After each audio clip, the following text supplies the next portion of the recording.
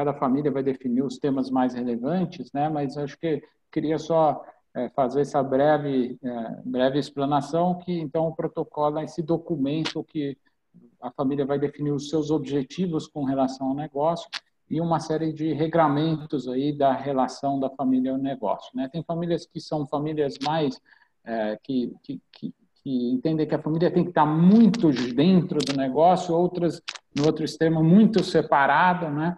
Então, com a elaboração e discussão do protocolo, as famílias começam a entender o que elas de fato esperam da interação da família com o negócio e criar as suas regrinhas particulares, né? Aí foi minha breve explanação, Fábio. Muito bom, Fernando. O protocolo, então, eu costumo, assim, por experiência própria, em muitas das famílias a gente precisa começar com a própria definição do que é família, né? Para algumas famílias, só vale laços de sangue, portanto, filhos, netos, são sim família, mas cunhado, genro, não são, né? Para outras famílias, a vinculação se dá por meio de casamento, né? Então, se tiver casado, tá valendo a família. E para outras famílias, vale é quem come no entorno de uma panela, quer dizer, você tem uma outro tipo de definição de quem é que vai participar daquela elaboração das regras em conjunto. Então, não existe o certo e errado, existe aquilo que cada família entende que é apropriado como definição de família. E a partir disso, são várias os acordos que podem existir, né? Olha, será que a família gosta da ideia de ter familiares trabalhando no negócio juntos, né? Para alguns é sim, para outros é não, nem pensar, né? E se sim, quais são os critérios dentro dos quais os familiares poderão trabalhar na empresa? Os familiares podem ter negócios particulares, ou seja, você pode diversificar o rol de negócios porque alguém da família quer abrir um negócio, pode fazer isso, sim ou não? O familiar pode avalizar a operação para terceiros, ou seja, a gente vai até começar o negócio e com isso eu preciso de levantar o recurso, posso fazer isso ou não posso? Então a gente vai puxando uma série de temáticas que muitas vezes vai passar por questões relacionadas à política de contratação que a empresa já tem. Em outros casos, a gente precisa ganhar conhecimento sobre aspectos jurídicos, eventualmente regimes de casamento. Poxa vida, aqui a gente espera que a família case de que maneira, né? Comunhão parcial, separação total, quais são as implicações disso? Como é que a gente vai fazer esse tipo de conversa, né? Seja com a nova geração, ou seja a pessoa da família que precisa combinar lá com o noivo ou com a noiva sobre como é que a gente vai combinar, né? Por amor, ótimo, né? A gente espera que seja assim, mas ao mesmo tempo nós somos uma família empresária e como família empresária nós temos alguns acordos, né? Como é que a gente faz esse tipo de tradução, como é que a gente faz esse tipo de conversa que é igualmente importante quanto delicado, né? E falando até do exemplo do casamento, eu sei que Eduardo Najar tem uma história muito importante. Ele, como consultor de uma família, foi chamado às pressas ali, na véspera de um casamento, justamente para tratar desse assunto. Najar, conta pra gente um pouquinho como é que foi essa história.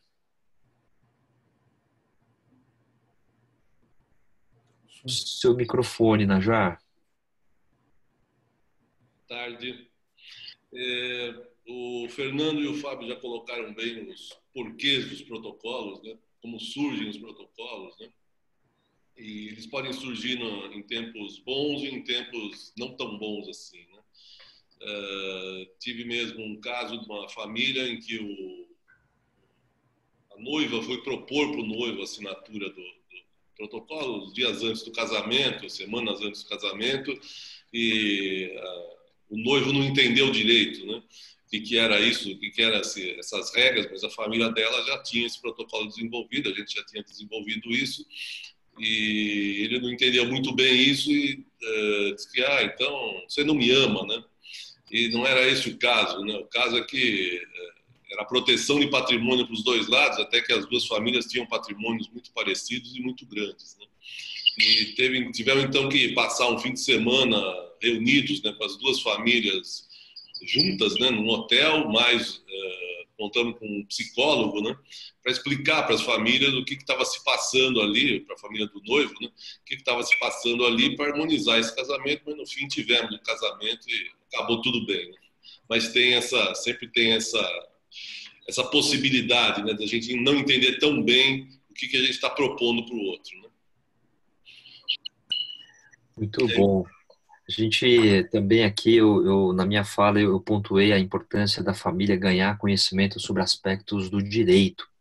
Existem temas, como a gente acabou de falar aqui, do casamento, mas também questões de regras, né, previstas em lei sobre como que deve acontecer o processo da sucessão patrimonial, que eu acredito que André possa comentar bastante, e também uma preocupação que é muito comum às famílias, e que eu já pediria para, na sequência, o Ralph poder comentar, que são os aspectos tributários envolvidos, e que quando a família tem o tempo a seu favor, ou seja, ela está trabalhando no sentido de planejar, de se organizar, de ganhar conhecimento, ela pode ter o tempo suficiente para aprender e lidar com a complexidade que também né, também são aí as questões relacionadas ao direito. Então, André, quais são aí os temas que você recomenda que as famílias tenham conhecimento, comecem a se interessar já no momento ali da elaboração do protocolo familiar? Então, Fábio, o protocolo familiar, na verdade, ele é um documento, uma carta de intenções, tá? Ou seja, ele não é um documento que em si tem a força jurídica necessária para você, se a pessoa não obedecer o que está escrito no protocolo familiar, de alguma forma cobrar dela a obediência àquelas cláusulas. Mas ele é uma carta de princípios, né? É uma carta de intenções que vai determinar todas as questões, como vocês falaram agora do Najar, por exemplo, que foi lá para explicar para o noivo que a família, na verdade, ele amava a noiva o amava e não queria, na verdade, ter só uma questão, né, patrimonial e financeira com ele, mas queria ter realmente uma união conjugal que inclui, né, o amor. Isso está na lei, né? Por incrível que pareça, as pessoas, às vezes, desconhecem a lei. Aí eu já estou respondendo a sua pergunta, Fábio. No Código Civil, lá quando se fala da união conjugal, da união estável, né, da união entre pessoas do mesmo sexo, que o Código Civil de 2002 traz essa questão, parte da formação da família, parte do pressuposto da afeição, do desejo de estar junto, né? Que é a base de toda a família, que é o amor. Porém, essa coisa do desejo de estar junto não basta, porque qualquer ato ou fato da vida cotidiana tem consequências jurídicas, sejam elas escritas, sejam elas advindas da lei, ou seja, o Código Civil tem lá uma série de situações, o Código Criminal tem outra série de situações, o Código Tributário outra série de situações que dizem o seguinte: olha, se você praticar determinado ato ou fato, você vai ter que pagar algo, vai ter uma punição, ou então vai ter a determinada consequência jurídica, né? Então, esse apanhado, esse documento, esse protocolo de família, que é uma carta de intenções ampla, não prescinde, ou seja, ele precisa ser acompanhado de um aconselhamento para a família das consequências jurídicas de você estar assinando aquele negócio. E, eventualmente, ou até mesmo na maioria das vezes, é feito através de um advogado a formalização jurídica daqueles princípios que estão esculpidos, postos lá naquela carta de intenções que é o protocolo familiar. Então, no protocolo familiar vai dizer, todo mundo tem que casar no regime de separação de bens. Beleza. Como que você formaliza isso? Na escritura de casamento. né? Não é no protocolo familiar. O protocolo familiar só vai ter a carta de princípios. Como você vai fazer isso? Na escritura de casamento. Minha empresa sempre vai ter um membro da família que vai poder entrar desde que ele faça MBA, se prepare, etc., etc., para poder participar da empresa, via ser acionista e galgar seu espaço na minha sociedade empresária familiar. Legal. Isso tem que estar no protocolo familiar, isso tem que estar no acordo de acionistas. E esses passos precisam estar formalizados e registrados na sede da empresa, via acordo de acionistas. Então, já respondendo a sua pergunta, o que a família precisa é chegar a esse consenso, né? Trabalhar o consenso das regras que às vezes existem, mas não estão escritas. E 2, fazer com que essas regras sejam formalizadas através de documentos próprios, muitas das vezes. E a partir dessa formalização, então, você vai ter lá a superestrutura, não só jurídica, como a superestrutura de compromisso ético e de compromisso moral posta no protocolo familiar, o entendimento ali, a carta de intenções posta, de que tudo aquilo vai ser observado dentro daquelas regras que foram colocadas. Enfim, é um pouco disso. Ralf, fica à vontade de você comentar qualquer outro aspecto que eu tenha passado batido. Não, de forma alguma, André. Boa noite a todos novamente.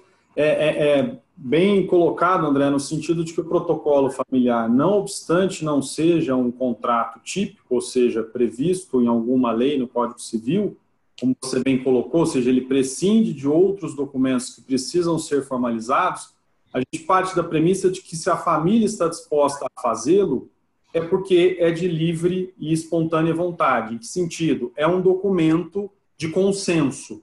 Ele não tem por exemplo, para uma família poder suceder um patriarca, uma matriarca, para que haja efetivamente a aplicação da legislação de sucessão por morte, como o Fernando colocou, né, por questões divinas, ele não é um documento, condição sine qua non para fazê-lo. Mas se a família está disposta a ajustar as regras, como você bem colocou, André, ele é o momento propício para trazer questões principiológicas, por exemplo, visão da empresa, missão, formação dos sucessores, até regimes de casamento, e a falta de uma sanção, por ser um contrato até preliminar, não implica que as pessoas que estão ali não vão cumprir essa descrição, até porque existe um poder na mão da pessoa que está gerenciando a empresa, ou seja, é uma forma de a família se ajustar entre irmãos, entre filhos, entre herdeiros, porque naturalmente, se nada for feito, o que vai valer vai ser a legislação de sucessão, as distribuições, os regimes de casamento em geral. E a vantagem, já respondendo à pergunta do Fábio, a vantagem do protocolo familiar, pela abrangência que ele tem, como o André bem colocou, pode trazer, por exemplo, elementos de um acordo de acionistas, pode trazer elementos de um pacto pré-nupcial e pode também trazer elementos de um planejamento tributário sucessório prévio aos eventos, seja o evento da sucessão empresarial propriamente dita, né, das pessoas que vão entrar, as pessoas que vão gerenciar a empresa, como que fica o patrimônio, e a gente sempre lembra, né, ninguém gosta de tocar nesse assunto, também como ficam as questões em eventual morte, porque se a gente está falando de protocolo, de sucessão de empresa, a gente está falando de patrimônio, né? Naturalmente, Fábio, como você bem coloca, né, se em volta da panela a família não tem muito o que dividir, obviamente o protocolo familiar torna, de certa forma, prescindível. Ou seja, para resumir, partindo da premissa de que há um patrimônio, partindo da premissa de que há vários atores na família, partindo da premissa de que há a intenção de fazer algo antes dos próprios acontecimentos, como o André Pen colocou, o protocolo familiar ele serve como uma grande estrutura de onde derivarão os acordos previstos por lei, e é um momento propício para que sejam colocados esses elementos, por exemplo, de um adiantamento de legítima, de uma distribuição em vida da parte patrimonial, ou seja, na parte no nível dos acionistas, de formas de atuação da empresa, inclusive de compliance, como o André sempre coloca, né, as regras de governança, as regras de compliance, ou seja, a despeito de não ser um contrato com uma sanção, com uma cogência, com um enforcement grande por não ter previsão legal, por outro lado, é um instrumento extremamente importante como o primeiro e importante passo para a gestão da sucessão familiar em todos os seus cenários. Excelente, obrigado, André Hoff. Acho que fica aqui um comentário bastante importante, que assim, o protocolo familiar ele busca muito legitimar os acordos em família, naquilo que diz respeito a como é que vai ser gerida a relação da família com os negócios, com o patrimônio. E é claro que a gente precisa fazer tudo isso dentro da legalidade. E, portanto, a gente não tem aqui uma situação de ou um ou outro, mas a gente precisa dos dois, né? A gente precisa conhecer dos aspectos do direito para poder também orientar os acordos que poderão ser feitos em família, né? E como acho que o André colocou bastante claramente, a gente tem os instrumentos jurídicos apropriados para fazer essas vontades valerem. Então, olha aí a importância da gente poder conhecer, né, essas questões que são multidisciplinares, né? Nós temos aí ferramentas importantes para lidar com a estruturação de uma boa governança, a gente tem um protocolo familiar como uma excelente ferramenta para a gente poder ter o mote de colocar as conversas, que muitas vezes são temas delicados, são temas importantes que a gente precisa tratar. Estou vendo aqui que estão chegando algumas perguntas, né, pessoal? O Paulo já mandou aqui uma questão, o Rafael, eu já vou direcionar, e eu também quero aqui incentivar que quem chegou depois, pessoal, por favor, fiquem à vontade para colocar as suas questões. Tem uma ferramenta aqui no Zoom, que é o chat, né, o bate-papo, então fiquem super à vontade para colocar a sua questão, o seu comentário. Eu vou pedir aqui para o Najar falar um pouquinho sobre a questão aqui que o Paulo coloca, né? Nós temos uma pergunta que é a seguinte, né? Quem é que deve colocar o tema na agenda e liderar a criação de um protocolo na família? Quem está no comando ou quem está fora da gestão? Acho que nós já temos uma larga experiência aí com várias famílias e eu acho que você podia dividir um pouquinho com a gente sobre a nossa experiência e, na sequência, vou pedir para o Fernando falar um pouquinho sobre quais são aí os temas que precisam constar num protocolo familiar. Aliás, esse é um tema que ele já está preparado para você que é assinante da YouShare. Nós temos aí um conteúdo gravado que fala detalhadamente sobre a composição do protocolo familiar, né? Um vídeo até elaborado pelo próprio Fernando, que obviamente vai aproveitar a oportunidade para falar um pouco mais aqui nesse nosso webinar. Então, Najar, por favor, comece você com a pergunta do Paulo e já na sequência peço que o Fernando comente a pergunta do Rafael. Legal, obrigado, Fábio. O quem deve acionar, né, eu juntaria com o que vocês acabaram de falar do quando, né, deve ser acionado. Na verdade, dependendo da formação e da disponibilidade, da disposição do poder na empresa, né, e na família, né, quem pode acionar, teoricamente, qualquer pessoa, mas dependendo de onde você se coloca, mais próximo ou mais longe de quem está exercendo o poder hoje, quem provavelmente esteja mais perto dos mais antigos, do fundador e dos mais velhos na família, pode ter, entre aspas, um privilégio de poder falar, olha, acho que está na hora, né? Mas tem que ter quase sempre que a gente vê, um momento de negociação lá dentro, né? Por que precisamos do protocolo, né? Eu estou achando que estou um pouco incomodado com algumas questões de futuro, ou eu e meu primo, eu e minha irmã, eu e meus filhos. Quando me perguntam quando, né, vocês estavam respondendo, eu digo o quanto antes, né? Porque justamente por essas causas que você pode ter eu tive desenvolvendo um protocolo numa família no interior de São Paulo, e antes dele ser acionado, dias antes dele ser assinado pela família inteira, 6 dias antes, né, 2 irmãos tiveram um conflito ali, né, e foi um conflito forte, né? E cada irmão contratou um advogado, quer dizer, aí o protocolo foi desenvolvido, a gente achou, bom, tá tudo em paz, vamos lá para assinar, e de repente um conflito que ninguém esperava, né? E essa coisa está por mais de meses, né, está se estendendo sem o protocolo assinado. Então, quem pode acionar é quem tiver mais acesso às instâncias, vamos chamar assim, de poder da família, né? E quando, né, como vocês já falaram e como eu estou dizendo também, é o mais rapidamente possível, porque é uma ferramenta, né, para prevenção de conflitos, pelo menos dentro dos pontos em que a gente pode observar, olha, aqui pode dar problema, ali pode dar problema, vamos cercar, vamos tirar um consenso da família, formar consensos na família e colocar isso, pelo menos no nosso ambiente, né, familiar e empresarial. Então, acho que assim a gente pode iniciar essa resposta, né, Fernando? Posso contribuir um pouco?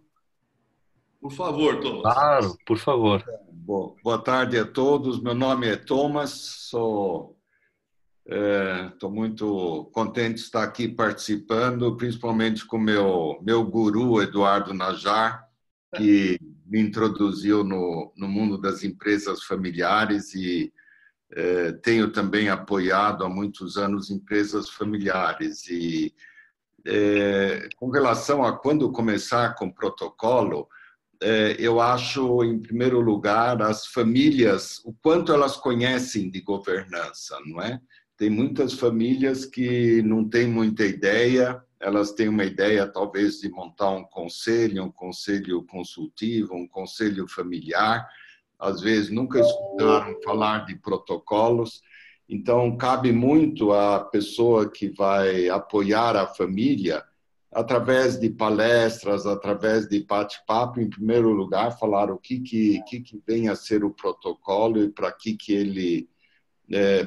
ele serve, não é? E precisa entusiasmar a família, os pais, os filhos, a sentarem em torno da mesa para participarem da discussão dos conteúdos, para que depois os protocolos sejam elaborados.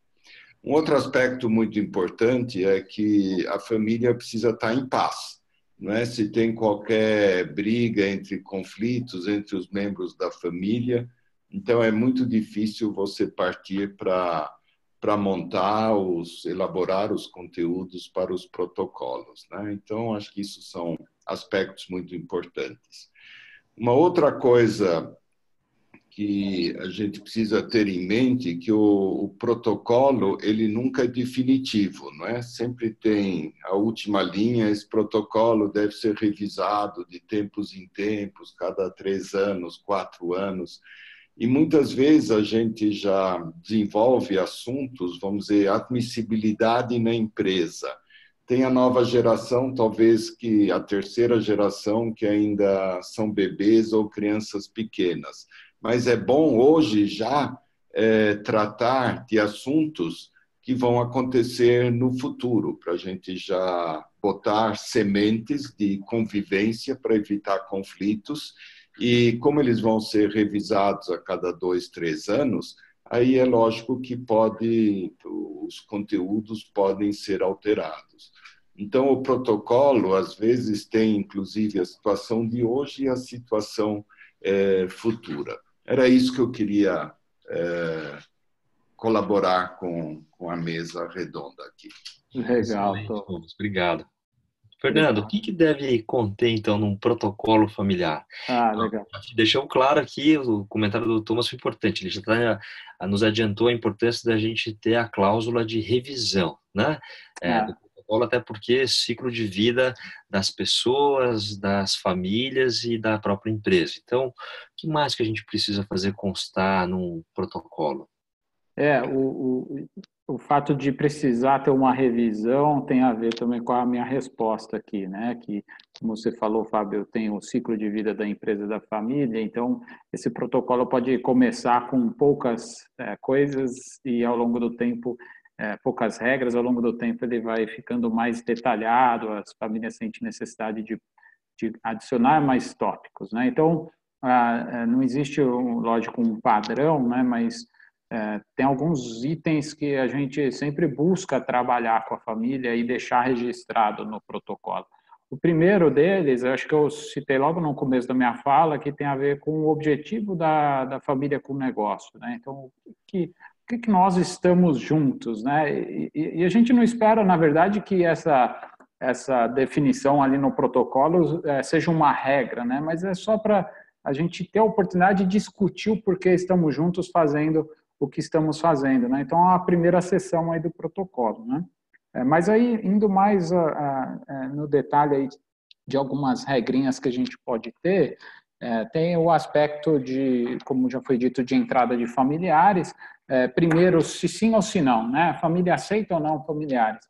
Uma vez que se definiu que eventualmente aceita, em quais condições, né? Então, lógico que aceita familiar, né? Tem o herdeiro, o fundador lá, está no negócio, a questão é, e os próximos, né? As próximas gerações, a esposa, a cunhada dele, né? Então, definindo também o conceito de família, como o Fábio falou, pode ser uma das cláusulas, você define em que condições os próximos familiares podem participar.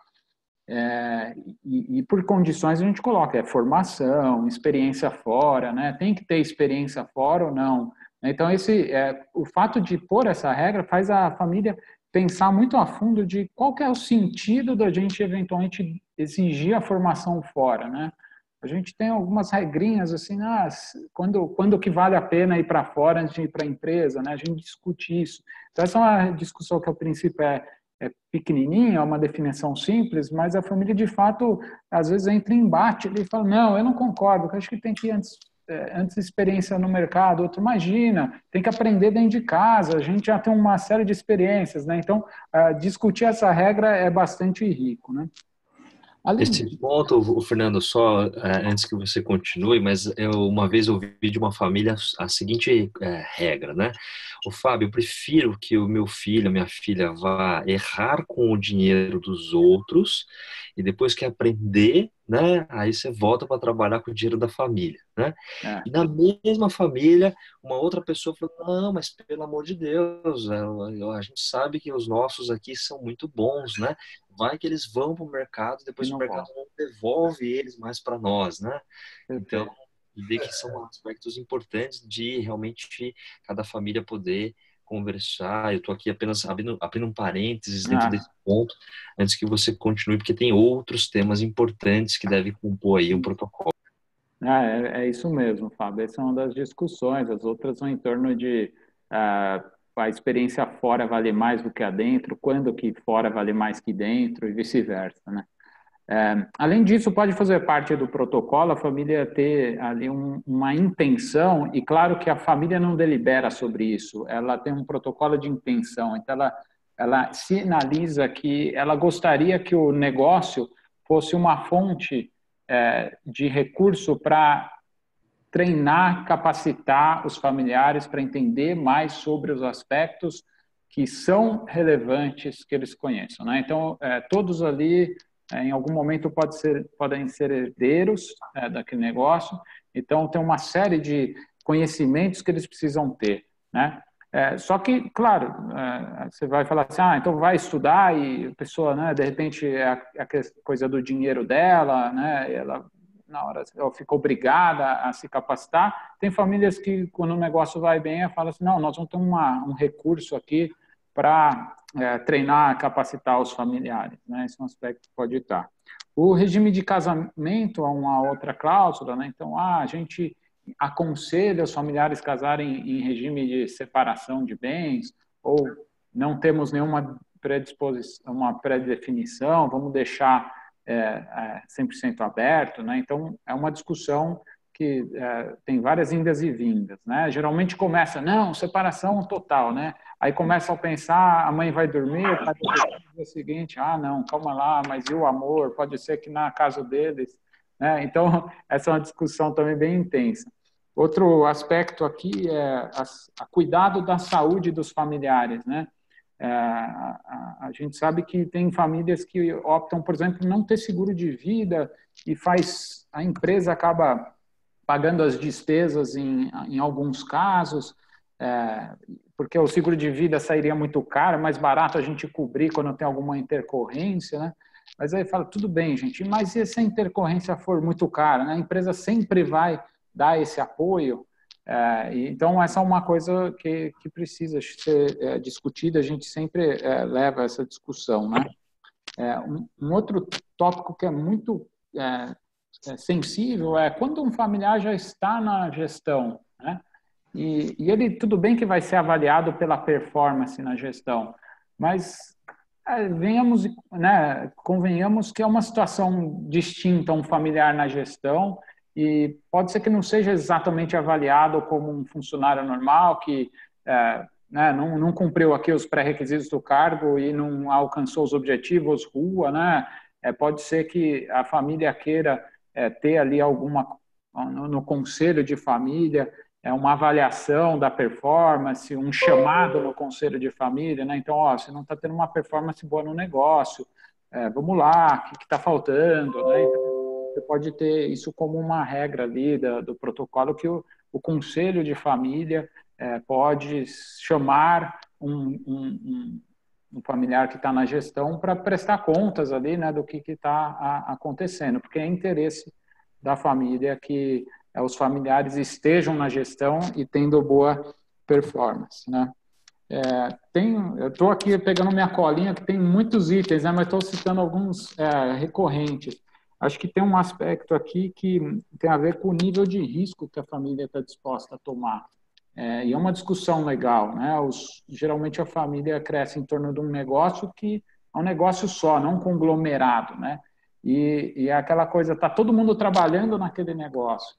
Em algum momento você fala, puxa vida, né? A gente está em um único negócio e todo mundo nele. Se alguma coisa dá errado, é a família toda que vai passar apuros, né? E aí pode-se ter a discussão de, poxa, tem intenção da família direcionar a diversificação de investimentos, né? Então, se eventualmente a família vai como incubar a próxima geração em negócios menores, né? Então, disponibiliza um pouco de recurso para a nova geração investir em um outro negócio, eventualmente esse outro negócio cresce, pode ser incorporado aos negócios do grupo ou vai como independente, né? Acho que esse é um tipo de discussão que pode ser tida em conselho de família para levar para o protocolo, né? É claro que, como o André falou, né, o protocolo não tem a força legal. Uma regra dessa, eventualmente, os sócios têm que discutir e vai estar, de alguma maneira, no acordo deles, de sócios, dizendo assim, olha, da distribuição de lucro, nós vamos fazer aqui um caixa que para, eventualmente, financiar outros negócios da família, né? Isso vai precisar estar também em algum outro instrumento, né? Acho que, bom, eu falei aqui de alguns dos aspectos que surgem, né? Acho que devem ter outros aí pela experiência de vocês. Não sei se tem algum importante que eu deixei de falar que vocês queiram colocar. Bacana, Fernando. Acho que você está pegando aqui alguns para poder ilustrar e como a gente já antecipou, tem materiais aí na nossa plataforma YouShare, vários vídeos que tratam em mais detalhes a elaboração do próprio protocolo e dos temas que são relevantes e importantes para a gente tratar. Claro que tem muitos outros, mas a gente aqui precisaria de um pouquinho mais de tempo para poder avançar com mais detalhes. Tem umas perguntas aqui que vêm bem no sentido prático, né? De, puxa vida, como é que a gente lida, por exemplo, com as empresas que são multifamiliares? Najar, vou chamar você aqui para poder comentar um pouquinho sobre esse aspecto e já na sequência vou pedir para o Fernando voltar e comentar sobre a questão do conflito. Legal. Né? Em famílias que já estão em conflito, como é que a gente faz? Né? Elaboramos o protocolo e, como já foi também mencionado aqui nessa nossa conversa, às vezes a situação do conflito também é associada aí ao fato de você já estar com o seu advogado, né? Então vamos ver um pouquinho também o André e o Ralf, como é que é essa história, né? Como é que a gente lida com a questão do conflito. Até que ponto a gente consegue, do ponto de vista de entendimento em família, em protocolo, endereçar, e a partir de que momento talvez isso acabe indo para um campo jurídico de fato. Então, Najar, gostaria de começar contigo. Quero reforçar, pessoal, que a gente ainda tem mais 13 minutos, a gente pode receber, sim, mais perguntas de vocês, e isso nos ajuda, inclusive, a calibrar aqui o tamanho das respostas para a gente poder fazer cumprir o nosso tempo. Najar. Tá, falando rapidamente, primeiro vamos entender que empresa multifamiliar é aquela formada por sócios, né, de diversas famílias, né, que não têm o mesmo DNA. Então, 3 amigos que eram muito amigos e fundaram uma empresa um tempo atrás, e aí a família de cada um deles, né, começa a entrar no negócio e tem a empresa multifamiliar. E essa dúvida é recorrente mesmo em empresas multifamiliares, né? Precisamos fazer 3 protocolos, né, um para cada família, né? E a resposta não, né? Temos justamente que ter um protocolo que una as 3 famílias, né? Isso é muito visto em M&A, em empresas que se fundem ou que se compram, né? Quando o Banco Itaú e o Banco Unibanco se fundiram, né? Ambas as famílias tinham, todas as famílias tinham o seu protocolo. E esses 2 protocolos, apesar do Itaú ter mais de um sócio, mas havia um protocolo, os 2 protocolos se fundiram, né? Então, essa é a primeira visão, né? A segunda coisa é que na empresa multifamiliar tudo é mais difícil, né? Tudo é mais complexo. Você envolve muito mais gente, você envolve muito mais cabeças, e a harmonia que o Thomas nos ensinou aqui que precisa ter para que o protocolo seja feito precisa ser muito mais explícita, né? E aí sim vamos ter que construir um protocolo que una as 2 ou as 3 ou todas as famílias que compõem. Outro dia eu fiquei sabendo de uma empresa familiar no Rio que tem 15 famílias sócias, né? Uma empresa de varejo, né? E que vai muito bem, obrigado, né? Uma empresa exemplar.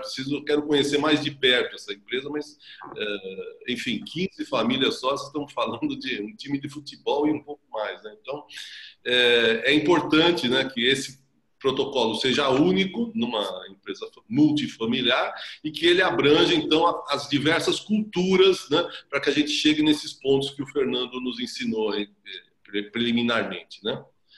Acho que fico por aqui para a gente ganhar tempo. Legal. Acho que não é um time de futebol, não, Najar. É um campeonato brasileiro inteiro, dá para fazer aí. Mas se o conflito está acontecendo, se dá tempo de elaborar, eu acho que o Thomas falou sobre isso, que, de fato, dependendo do nível do conflito, fica difícil de ter as conversas, né? Mas a gente sabe que sempre tem algum conflito, né, na família. Acho que eu não conheço, eu nunca fiz um trabalho em que não existia algum nível de conflito. Dá para fazer enquanto o nível de conflito permite que as pessoas sentem na mesma sala, consigam olhar no olho e discutir vários assuntos com objetividade, né? Quando isso acaba, quando a objetividade acaba, a incapacidade de fato discutir alguns assuntos, aí fica difícil de elaborar o protocolo, né? Mas a gente sabe que isso, né, não vai ser todos os membros de todas as famílias que vão estar em conflito. Às vezes, quando o conflito está ali entre 2 pessoas, né, a família mesmo pode fazer ali as vias de acalmar os ânimos e buscar criar o consenso, né? Mas a resposta padrão dessa depende, eu acho que depende do nível de conflito e quanto as pessoas estão dispostas, de fato, a querer construir. Isso aí.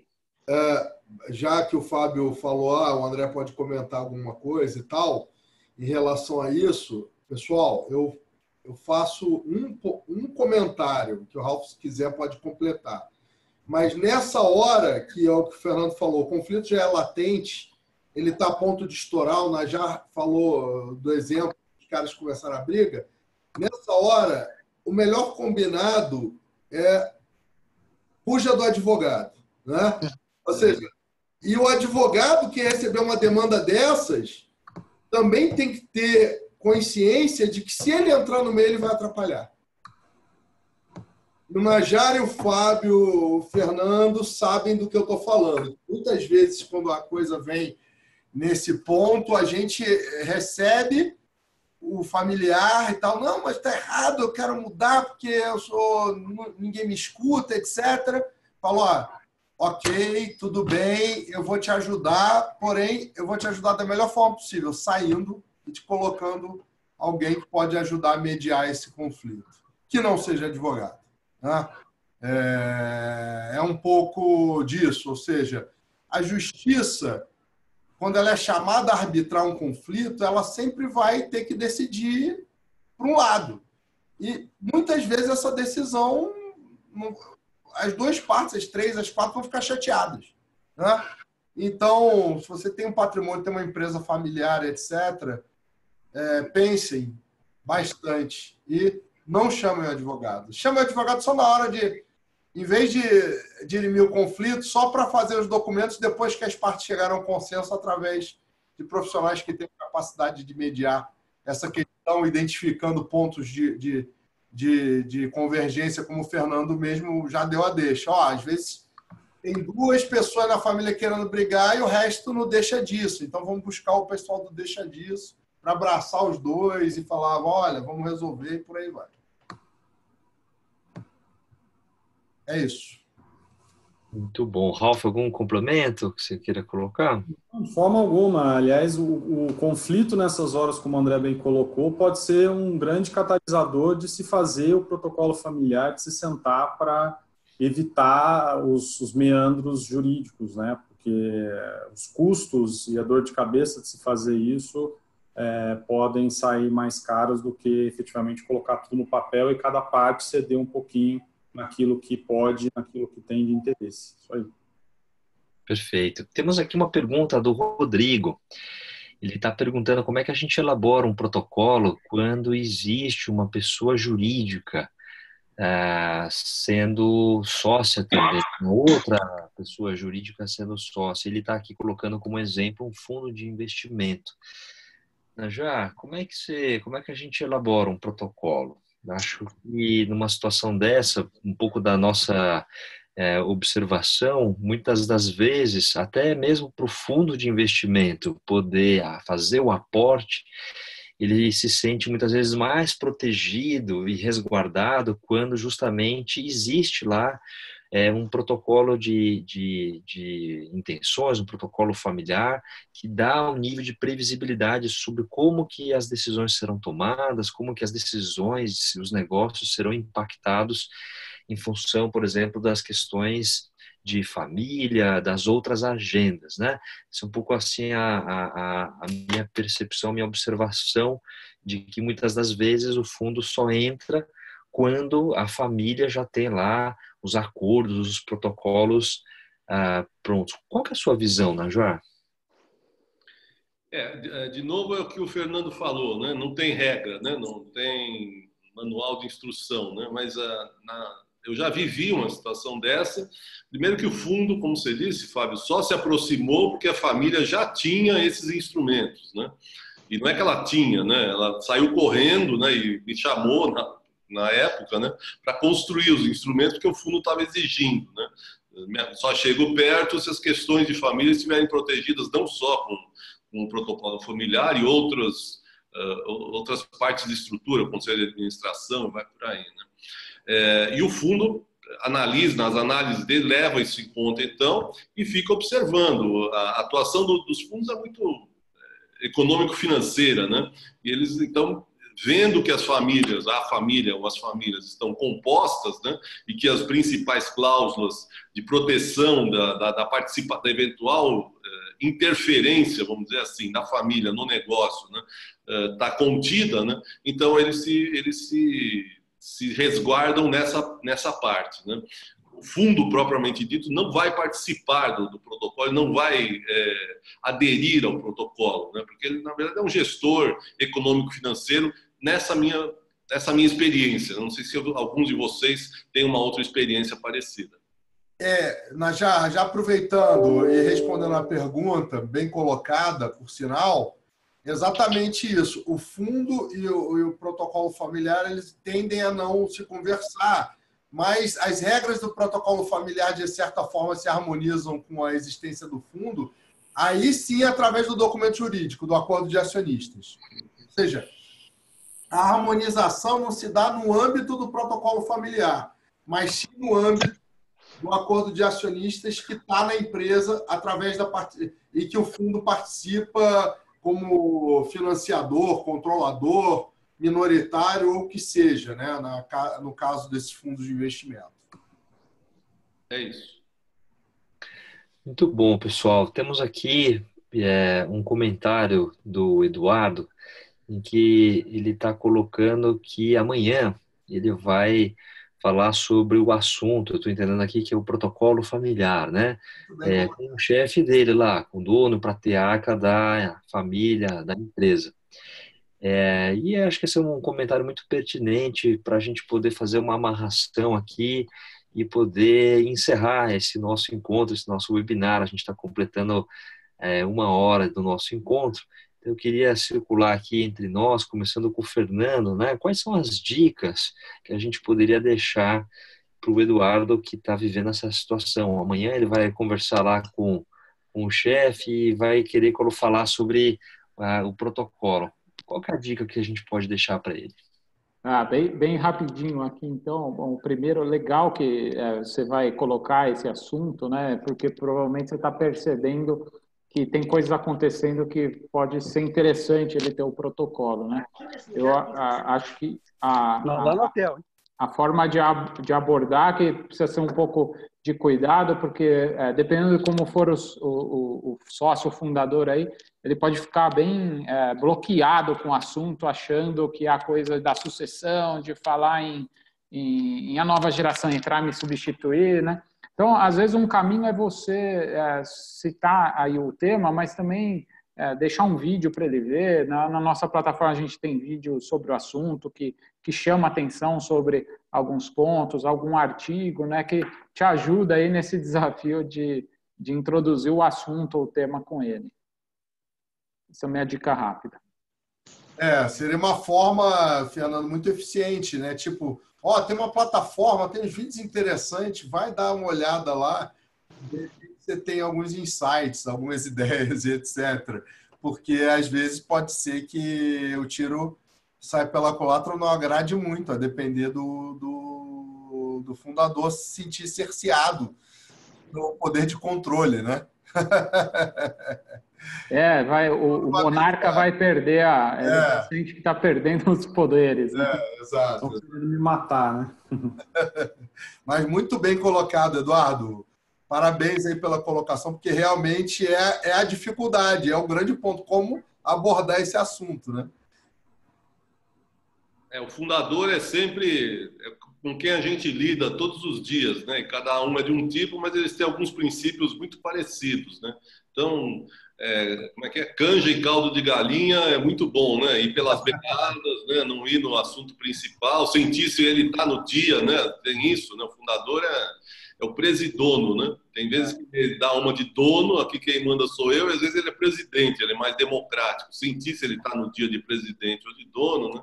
Enfim, sentir o mood, né? Sentir o ambiente e também depende. De repente o Eduardo tem proximidade com o fundador, né? É bem visto e tudo mais, isso sempre ajuda.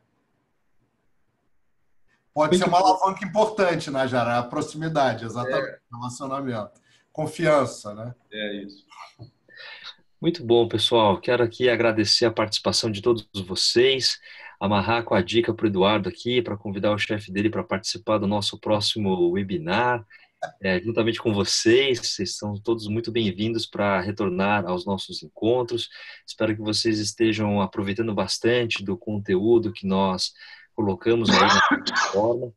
Também mencionar, pessoal, que as perguntas, os comentários que vocês colocam aqui, eles nos servem aqui para a gente poder conduzir essa nossa discussão, mas também nos orienta, inclusive, para as próximas produções, para os próximos artigos, para os próximos vídeos. Então, nosso muito obrigado e que a gente possa seguir sempre compartilhando com vocês, ok? Muito boa noite a todos e até a próxima. Gente, obrigado. Boa noite. Boa noite. Gente. Obrigado. Tchau, tchau.